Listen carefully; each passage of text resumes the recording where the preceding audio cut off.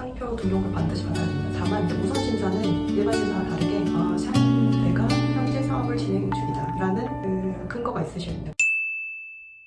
상표에 대한 권리를 침해받았다고 인정을 받으려면 내가 어떤 절차에 의해서 상표 등록을 해야만 하나요? 상표 등록을 반드시 받아야 됩니다. 상표는 과거 특허청, 현 지식재산청에 상표 출원을 해서 최종적으로 등록을 받아야만 권리자로 인정이 됩니다. 출원만 했다고 권리자가 되는 것도 아니고 출원하고 심사를 받아서 등록을 받아야 됩니다. 상표 등록 어떤 절차를 알려주실까요?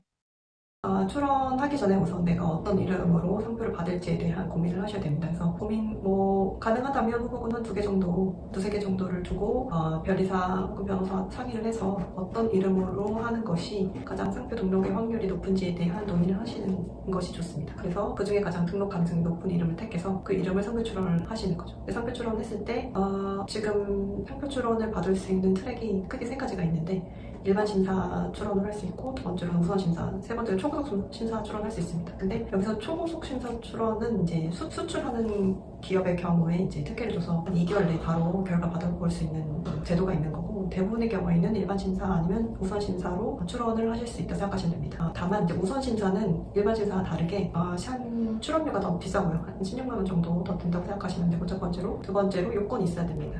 내가 현재 사업을 진행 중이다. 혹은 상품을 만들려고 준비 중이다. 라는 근거가 있으셔야 됩니다. 그 근거를 같이 제출해서 우선심사 신청을 하셔야지고 우선심사 요건을 갖췄는지 심사를 받아서 결정을 받아야 됩니다. 그러면 일반 심사랑 다르게 한 6개월 내에 결과를 받아보실 수 있어요. 그게 아니면 일반 심사를 하셔야 되고, 일반 심사는 그 기간이 한 2년 정도 걸린다고 생각하시면 될 것 같습니다. 그래서 어떤 절차를 통해서 출원을 하든지 세 개 절차 모두 동일하게 심사관의 심사를 받아서 그 상표가 등록되는 데에 어떤 제한 요소가 없는지를 검토를 받은 이후에, 만약에 좀 수정될 부분이 있다고 생각이 들면, 판단이 되면 심사관이 이제 의견 제출 통지서를 보냅니다.